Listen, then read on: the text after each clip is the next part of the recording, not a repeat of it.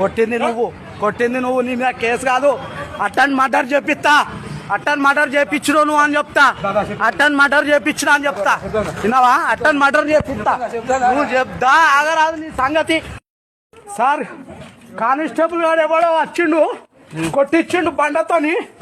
నేను రూపాయలు ఉన్నా మంచిదా. దా నువ్వు రా, ఇక దా చూసుకుంటా. దా దా నడు, దా సరే దా వచ్చే దా నడు, దా చూపిస్తుందా? దా ఇప్పుడు నేను చూపిస్తుందా? నువ్వు నన్ను ఎట్లా పడితే అట్లా కొడతానవా? నీ కాకి డ్రెస్ ఉందా? నీ పొగరు నడు, దా దా నడు, దా నడు, దా ఫస్ట్ రా. టౌన్ కానిస్టేబుల్ కొట్టిండు సార్, తలకాయ వలిగిపోయి అంత కొట్టిండు సార్. ఇది మా ఇద్దరు భార్య భర్తల మధ్యలో గొడవ.